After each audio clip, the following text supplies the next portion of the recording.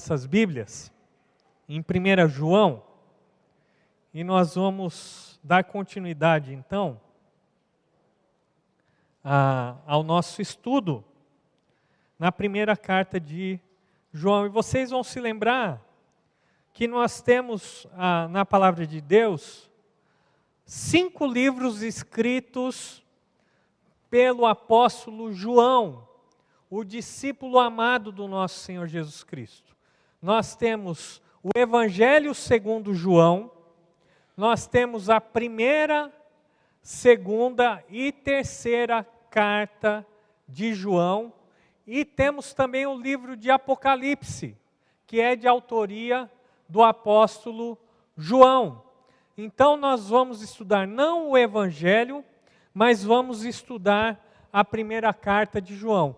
Pelo jeito, acho que o computador não vai funcionar, né? Mas eu vou, mesmo assim, falar para os irmãos sem os slides. Abra a sua Bíblia, então, em 1 João, o primeiro capítulo. Nós vamos continuar a partir do versículo 5. Então, 1 João, capítulo 1, versículos de 5 a 10. E a palavra de Deus nos diz assim: esta é a mensagem que dele ouvimos e transmitimos a vocês. Deus é luz, nele não há treva alguma. Se afirmamos que temos comunhão com ele, mas andamos nas trevas, mentimos e não praticamos a verdade. Se, porém, andarmos na luz como ele está na luz, temos comunhão uns com os outros, e o sangue de Jesus, seu Filho, nos purifica de todo pecado. Se afirmarmos que estamos sem pecado, enganamos a nós mesmos, e a verdade não está em nós. Se confessarmos os nossos pecados, ele é fiel e justo para nos perdoar os nossos pecados e nos purificar de toda injustiça. Se afirmarmos que não temos cometido pecado, fazemos de Deus um mentiroso, e a sua palavra não está em nós. Abaixe sua cabeça, feche seus olhos, nós vamos orar mais uma vez.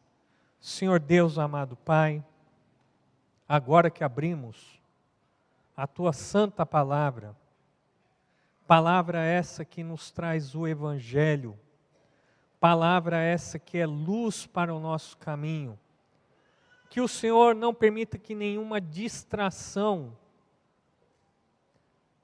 desvie os nossos pensamentos daquilo que o Senhor tem para nos dizer nessa noite. Que o celular, que as nossas preocupações, os nossos compromissos de amanhã, não venham a tomar o lugar da Tua palavra nesse momento. Pedimos que o Espírito Santo realmente nos ensine, nos mostre a Tua verdade, nos dê entendimento e principalmente que a Tua palavra possa ser praticada em nossas vidas. Nós pedimos, ó Deus, todas essas coisas, em nome de Jesus. Amém. O tema da nossa mensagem hoje é comunhão com Deus. E é justamente sobre esse tema que esses 5 versículos nos falam. Nós acabamos de ler esses versículos que falam do nosso relacionamento com Deus. E no primeiro estudo a respeito da primeira carta de João, nós já aprendemos que João tinha um propósito básico. Nesse propósito, ele tinha 2 objetivos. Em primeiro lugar, ele queria combater os falsos mestres, os falsos profetas, que falavam em nome de Deus, mas que não falavam a verdade da palavra de Deus. Eles ensinavam um tipo de gnosticismo primitivo, algo que seria desenvolvido mais plenamente nas próximas décadas, uma grande heresia que teve que ser combatida pela igreja. E o gnosticismo, ele atacava em primeiro lugar a pessoa de Jesus Cristo, porque eles diziam que Jesus Cristo, na verdade, ele não poderia ser o Deus homem, que a figura da pessoa de Jesus Cristo, na verdade, não era um homem, um ser humano, mas ele simplesmente era um espírito com aparência humana. Outros diziam o seguinte, que o Cristo humano só se tornou o Cristo divino no momento em que ele foi batizado. E é muito interessante, não sei se você já percebeu, muitos dos filmes que mostram a vida de Jesus, principalmente o seu nascimento, eles mostram essa ideia. Tem um filme sobre Jesus que simplesmente retrata Jesus como alguém que não sabia que era Deus. Só quando ele se tornou adulto é que ele descobriu que ele era o Filho de Deus. Isso é um absurdo, porque não é isso que a Bíblia nos ensina. Um filme mais recente, não sei quantos de vocês tiveram a oportunidade de assistir, O Jovem Messias, tenta contar a história da infância de Jesus. E realmente a Bíblia não nos fala quase nada a respeito da infância de Jesus. Isso porque, com certeza, esse período, apesar de ter existido, não era algo tão significativo para ser compartilhado com todos os cristãos. Tudo bem, esse filme se dispõe a contar uma história, mas da mesma forma, eles defendem essa ideia de que Jesus, enquanto menino, ele não sabia que ele era o Filho de Deus encarnado. Outra questão dos gnósticos é que eles faziam uma distinção entre o que é material e espiritual. Eles acreditavam que essas duas partes do ser humano eram independentes. Então, se alguém desobedecesse a Deus ou pecasse através do seu corpo, isso não teria nenhuma consequência para o seu relacionamento com Deus. E por isso, então, João, ele começa a sua carta afirmando que Jesus Cristo é o Deus homem. É o Deus, o Filho de Deus, que sempre existiu, coeterno com o Pai, coeterno com o Espírito Santo, que entra na história da humanidade através da sua encarnação. Então, ele continua nos versículos que nós vemos, e isso vai nos ajudar a entender a mensagem, porque olha só o que João diz: esta é a mensagem que dele ouvimos e transmitimos a vocês. Deus é luz, nele não há treva alguma. Veja bem, esta mensagem foi dada aos apóstolos pelo próprio Senhor Jesus Cristo. E qual é essa mensagem tão importante?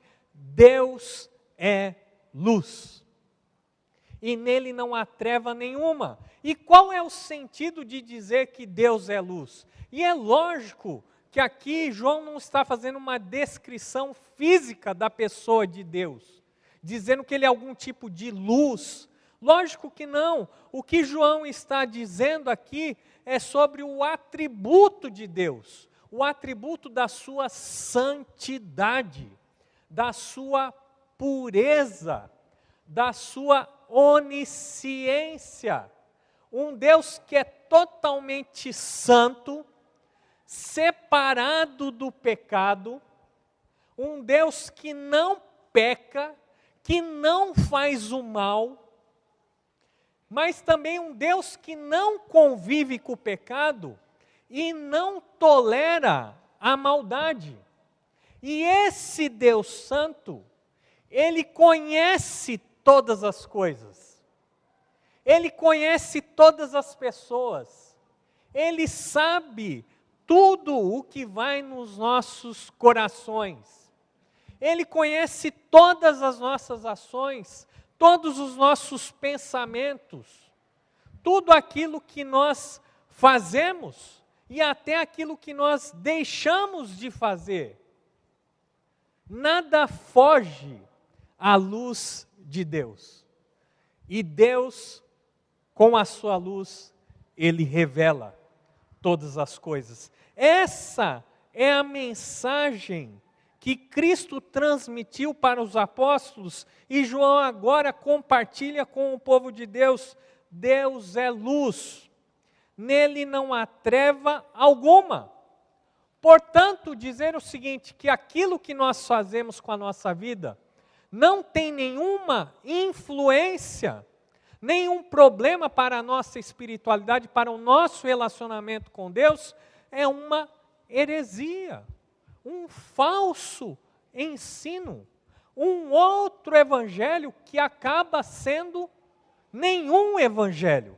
Essa é a mensagem da parte deles, que eles ouviram do próprio Cristo. Acompanhe comigo então, a partir do versículo 6, quais são as consequências de alguém que diz que é um filho de Deus, de alguém que diz que tem comunhão com Deus.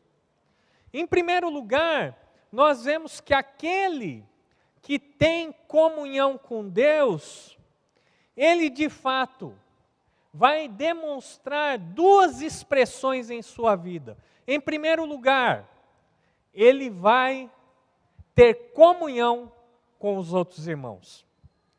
Em segundo lugar, ele não vai deixar que os seus pecados fiquem acumulados, pelo contrário, ele vai, de bom grado, confessar esses pecados. Vamos ver o que a palavra de Deus então nos diz. Se afirmamos que temos comunhão com Ele, mas andamos nas trevas, mentimos e não praticamos a verdade.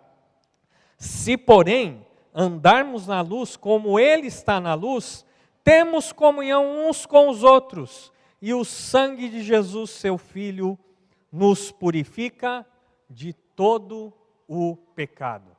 Veja bem, ninguém pode dizer que anda na luz, que anda em obediência a Deus, que tem um relacionamento com Deus e acaba andando nas trevas. E a ideia de andar aqui é de viver.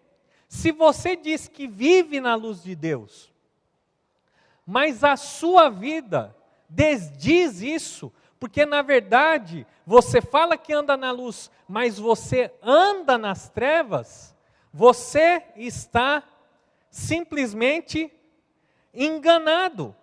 Você está mentindo e você não está praticando a verdade. Por outro lado, como eu disse, aquele que é filho de Deus, aquele que está em comunhão com Deus, ele vai demonstrar essas duas evidências, essas duas expressões, essas duas consequências na sua vida.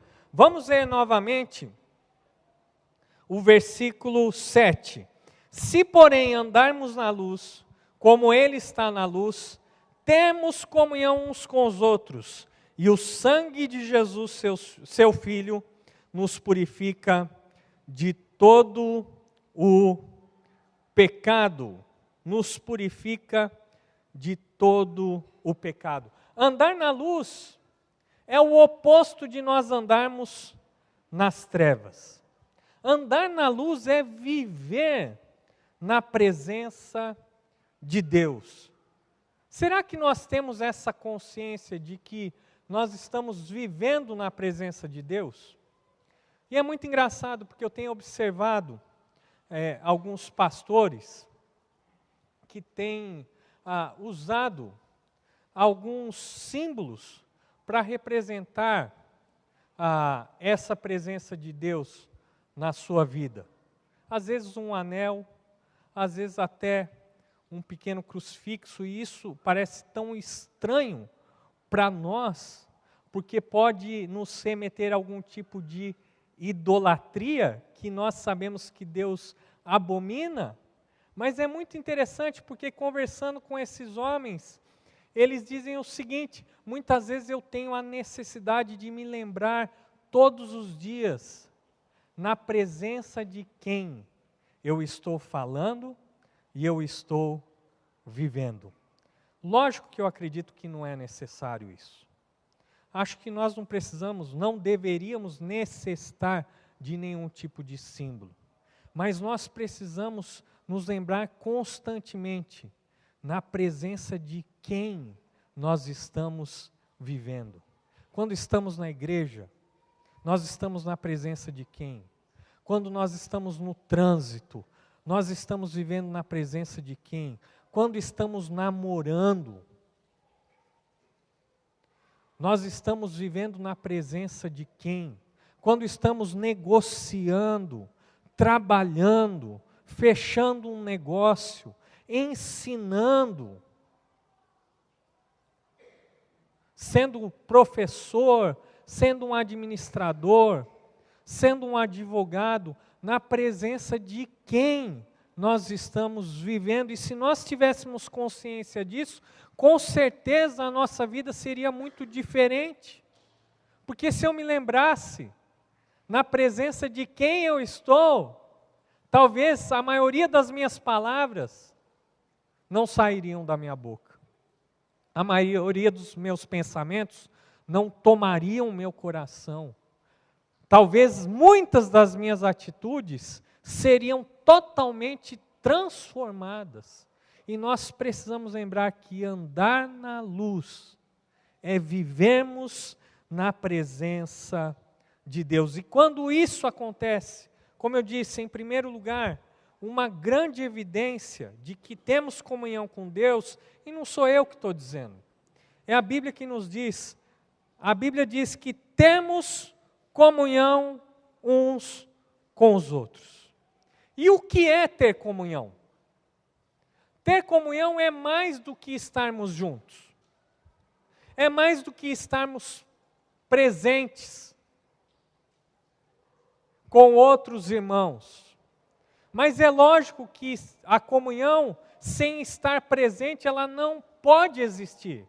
Estar presente é um primeiro passo, mas comunhão é ter, é pensar, é crer nas mesmas coisas, e nesse caso, é crermos na palavra de Deus, é termos uma vida fraternal em comum, é servirmos uns aos outros em amor, é caminharmos juntos, é dividirmos as nossas vidas, é saciarmos as necessidades dos outros.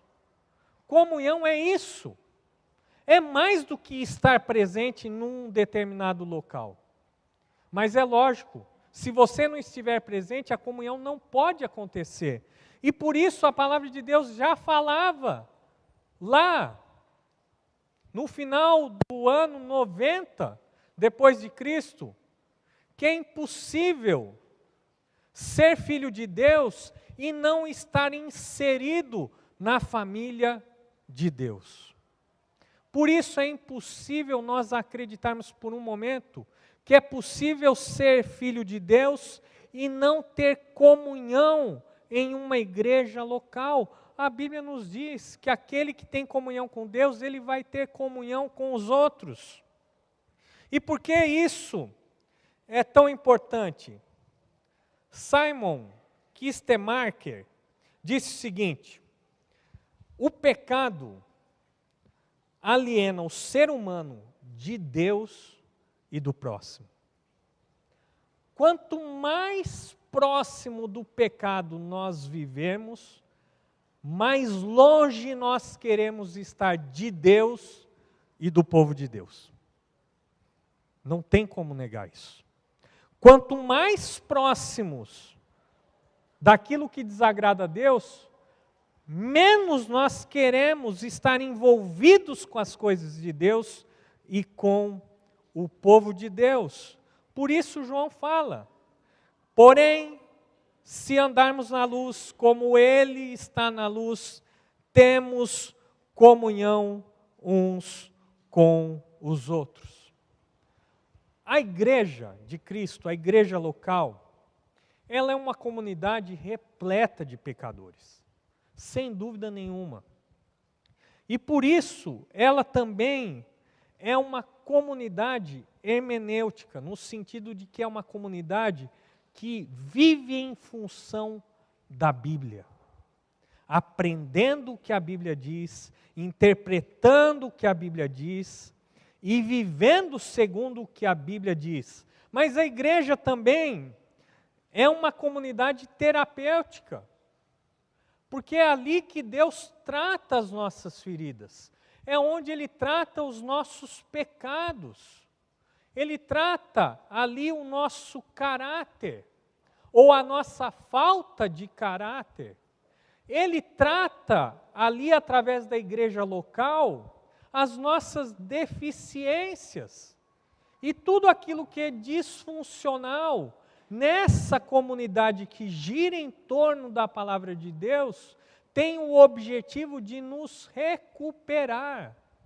Lógico que é um processo que não é feito totalmente nessa vida, mas a cada dia nós estamos sendo transformados, conformados à imagem do seu Filho Jesus Cristo.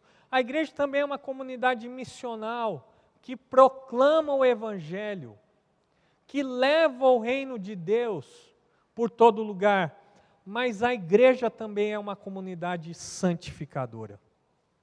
E o que quer dizer isso? É no meio do povo de Deus que nós acabamos evidenciando os nossos pecados. Então, aquele que é mentiroso, às vezes é pego numa mentira. Aquele que é imoral, a sua imoralidade é revelada ali na comunidade. Aquele que é desonesto, aquele que é uma pessoa irada, quem sabe violenta, essas coisas aparecem. E Deus vai santificar a nossa vida, muitas vezes através da presença dos irmãos, do companheirismo dos irmãos, através da oração dos irmãos, através do discipulado, da caminhada em família.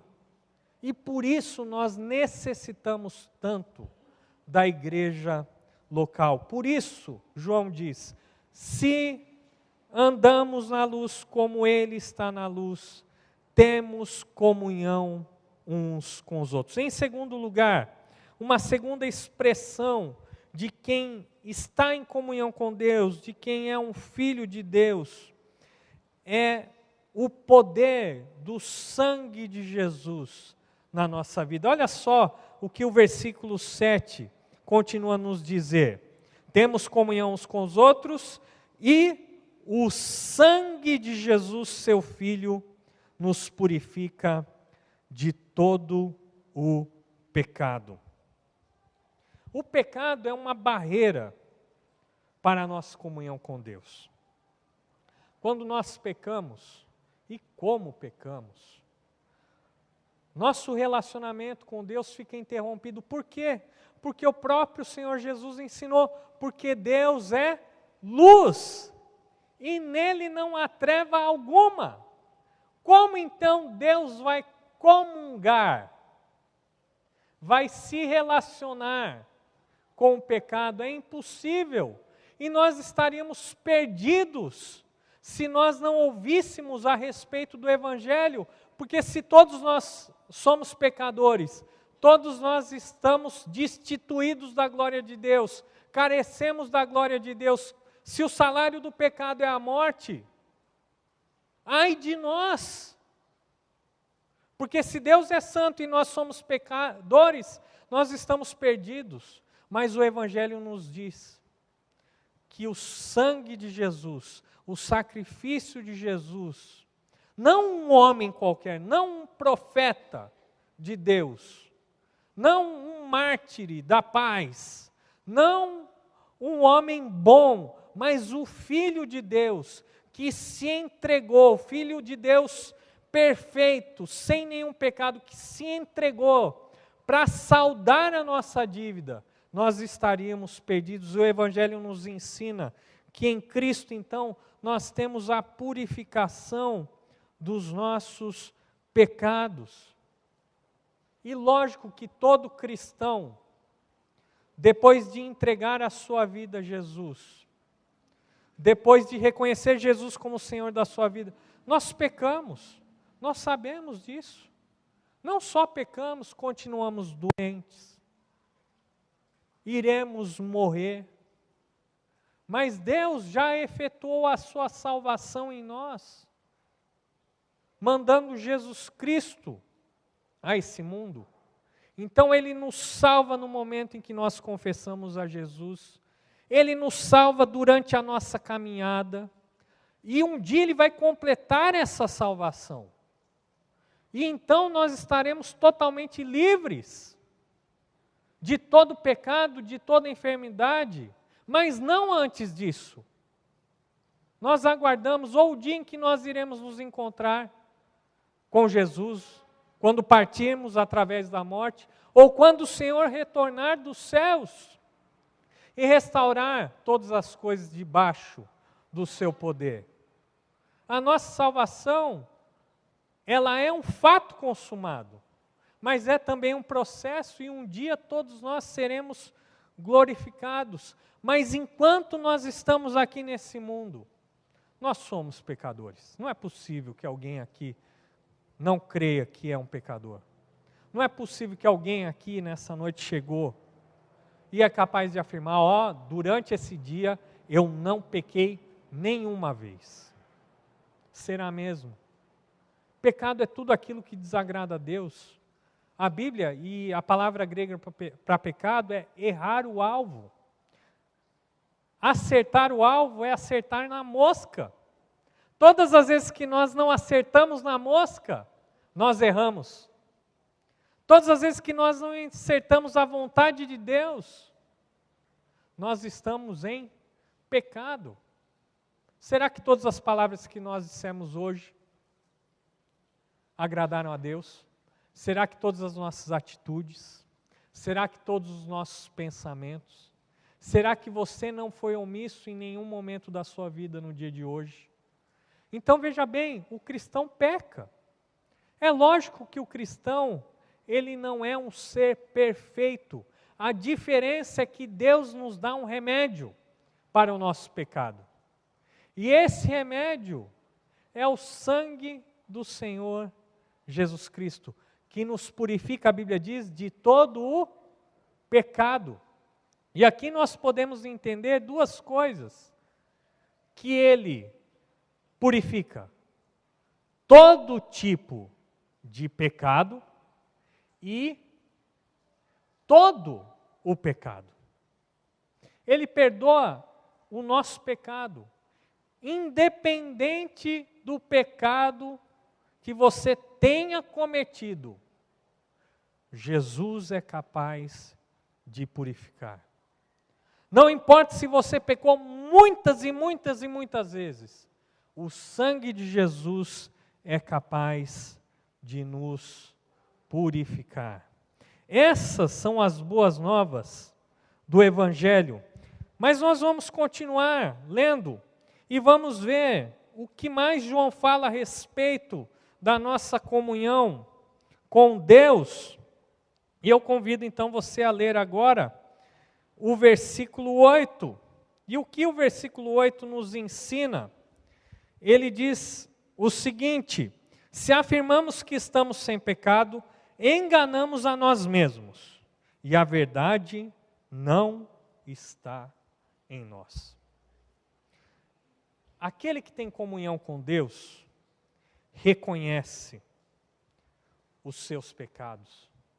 Ele não finge, ele não diz que não tem desagradado a Deus. Pelo contrário, ele reconhece, porque se ele afirma, assim como algumas pessoas estavam dizendo na época de João, não, nós não temos pecado. Pecado não existe.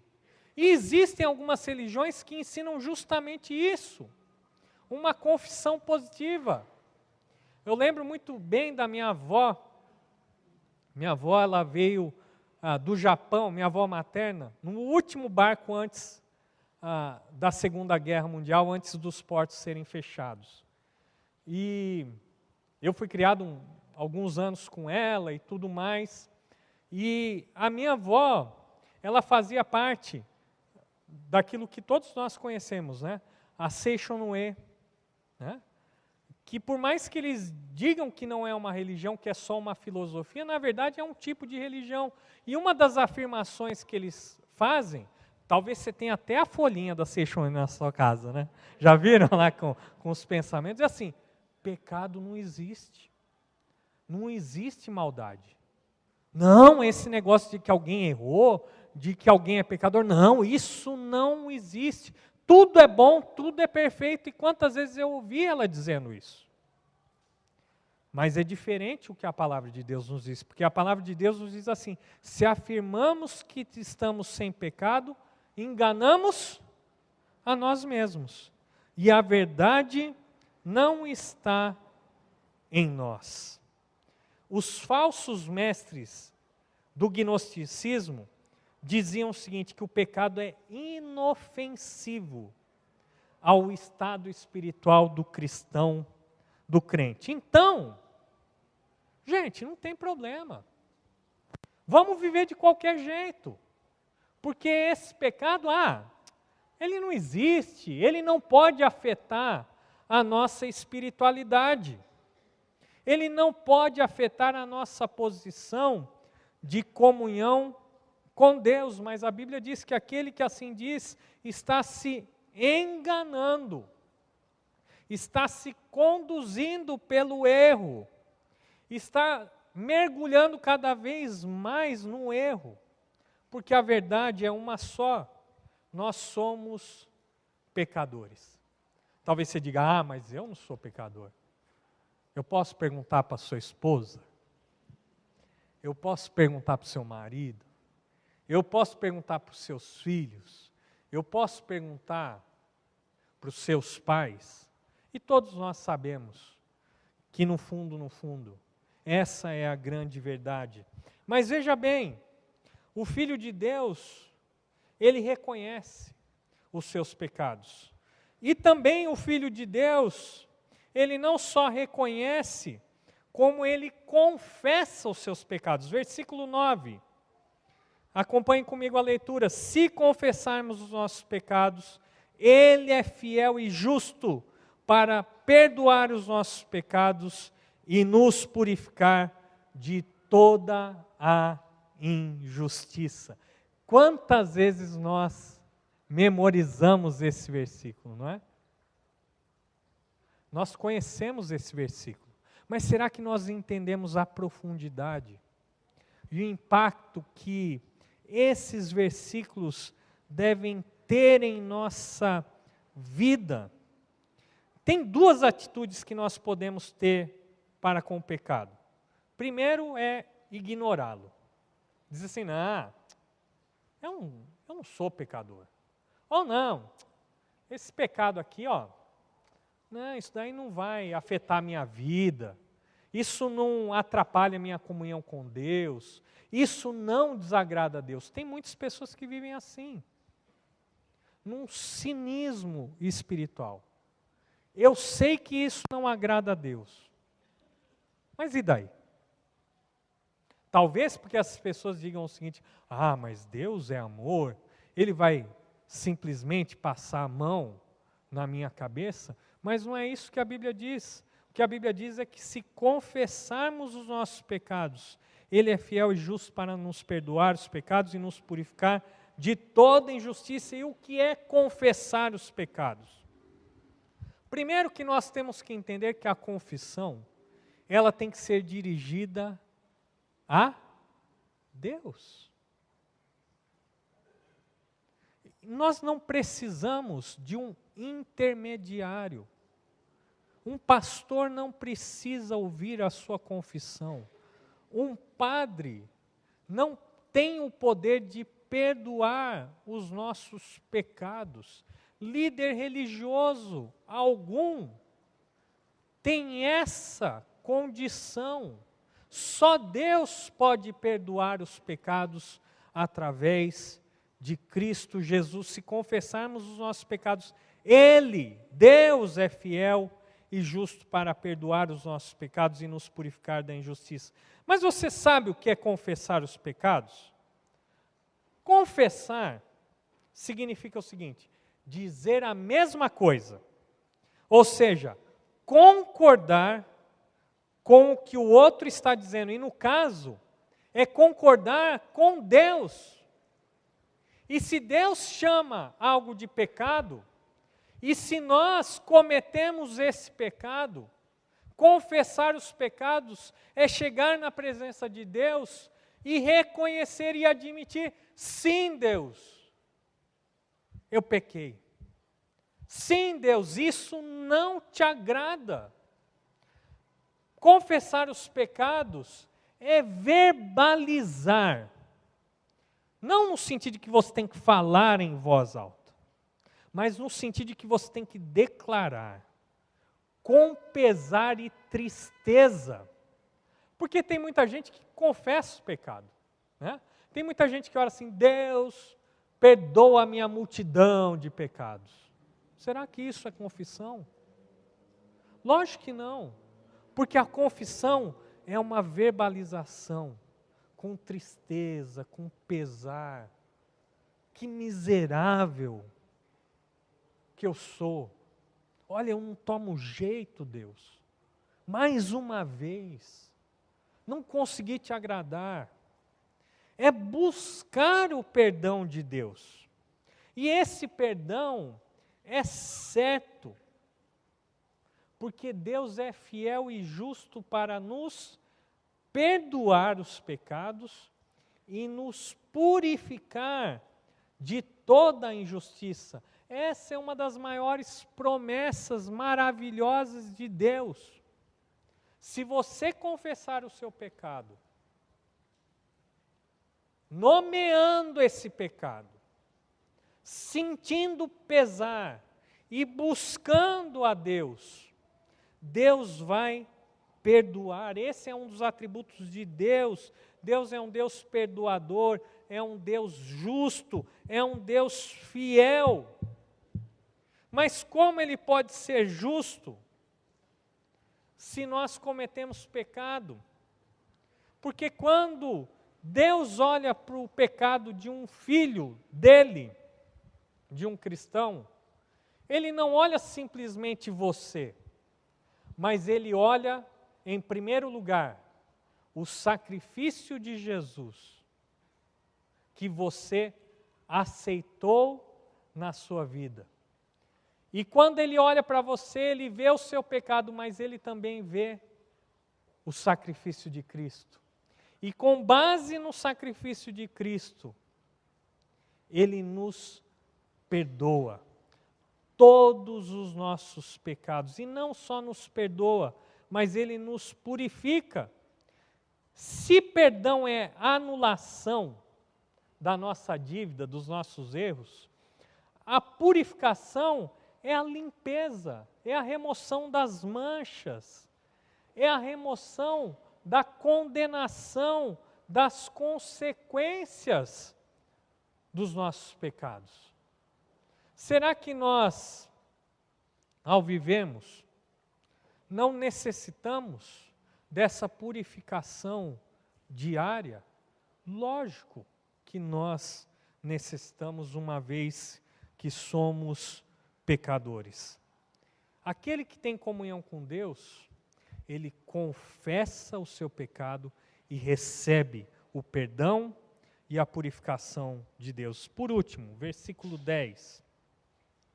Se afirmarmos que não temos cometido pecado, fazemos de Deus um mentiroso, e a sua palavra não está em nós.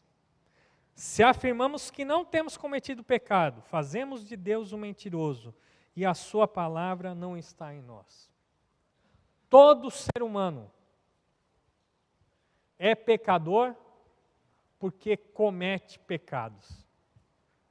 E todo ser humano comete pecados porque é um pecador. Por que você peca? Porque você nasceu um pecador. E por que você é um ser pecador? Porque você também peca. Então não temos como negar as nossas falhas diante de Deus. Se fizermos isso, nós iremos chamar Deus de mentiroso. Por quê? Porque Deus diz que Ele é santo e que todos são pecadores. Se nós não somos pecadores em Deus, então Deus está mentindo. A sua palavra é uma mentira. E mais, o sacrifício de Cristo foi em vão. É escarnecermos da cruz de Cristo. Porque se ninguém tem pecado, se ninguém está separado de Deus, se ninguém precisa de salvação, por que Jesus nasceu? Por que Jesus viveu entre nós? Por que Jesus subiu ao Calvário? Por que Ele derramou o seu sangue? Por que Ele ressuscitou? Sim, nós temos cometido pecado. E Deus não é mentiroso. Aquele que diz que não tem cometido pecado, além de fazer Deus de um mentiroso, com certeza, a sua palavra não está nessa pessoa. Irmãos, eu quero terminar a mensagem de hoje. Eu sei que a gente teve alguns problemas e que atrasou. Falando sobre essa questão do pecado que muitas vezes nos traz um pouco de confusão. Muitos acreditam, de uma maneira muito equivocada, que uma pessoa que tem entregue a sua vida a Cristo, ela pode perder a sua salvação. E não é isso que a Bíblia nos fala, porque a salvação é pela graça, é pela fé, não é pelos nossos méritos. Então, se eu não posso contribuir em nada para ser salvo, eu também não posso contribuir em nada para perder a salvação. Porque é tudo com Deus, tudo baseado no que Deus fez através de Cristo.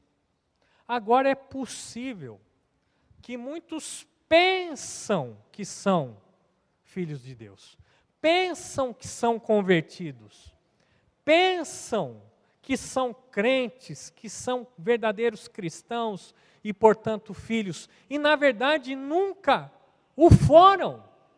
Eu acho que tem uma coisa que a gente tem feito, é uma tradição evangélica que é muito equivocada, né? A gente convida as pessoas para aceitar Jesus. Quem quer Jesus? E, lógico, todo mundo quer Jesus. Na verdade, quando a gente diz quem quer aceitar Jesus, o que a gente deveria estar dizendo é o seguinte: quem quer pedir para que Jesus o aceite? É isso que é uma verdadeira confissão. Não é falar, Jesus, vem fazer parte, vem me abençoar, vem ser mais alguma coisa na minha vida, não. Jesus me perdoa, me aceita, muda a minha vida, muda a minha história. Eu quero contar essa história e vou terminar para vocês a mensagem de hoje. Imagine que um filho e um pai têm uma discussão muito grande. E o filho, então, revoltado, discorda do seu pai, grita, xinga, pega suas coisas e sai de casa. Aquele filho que sai de casa, que desobedece seu pai, que sai da casa do seu pai, ele vai deixar de ser filho porque fez essas coisas? Não. Se é filho, vai ser sempre filho. Por outro lado, o que acontece com um filho que age dessa maneira diante do seu pai, o seu relacionamento, a sua alegria, a convivência, elas são interrompidas, não é? Ele não vai deixar de ser filho. Mas aquele pai e aquele filho não vão ter aquela alegria, não vão ter vontade de estarem juntos, não vão querer fazer as refeições, conversar, porque aquelas atitudes bloquearam o relacionamento entre eles. E o que então esse filho precisa fazer para restaurar o seu relacionamento com o seu pai?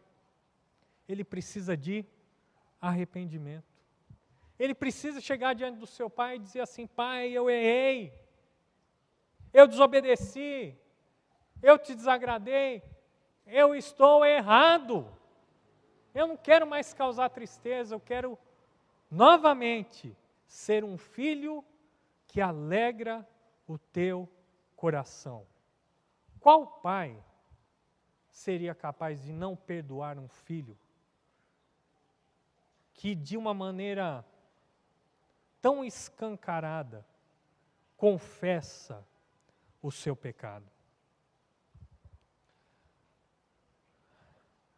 C.S. Lewis disse o seguinte: um cristão não é alguém que não erra, mas é alguém que está disposto a se arrepender. Um pastor disse o seguinte, Jeremias Couto: qualquer um que confunda a graça com a liberdade para pecar, não entendeu o que é o Evangelho. A primeira frase nos diz o seguinte, que o cristão ele erra, mas ele se arrepende. A segunda frase nos diz o seguinte, que se alguém se apega à graça de Deus e diz assim, Deus é gracioso, vou viver de qualquer jeito, você não entendeu o que é o Evangelho e você precisa desesperadamente se converter. Abaixe sua cabeça e feche seus olhos. Senhor Deus, amado Pai, nós queremos te agradecer pela tua palavra. E que o Senhor confirme em nossos corações que somos filhos do Senhor. E se porventura alguém está em dúvida, que hoje seja o dia de uma genuína conversão. Se porventura existe um filho de Deus aqui que tem andado longe do seu pai, fazendo aquilo que desagrada, quem sabe até mesmo dando as costas para o Senhor, que haja arrependimento, que haja reconciliação, que haja perdão, que haja alegria.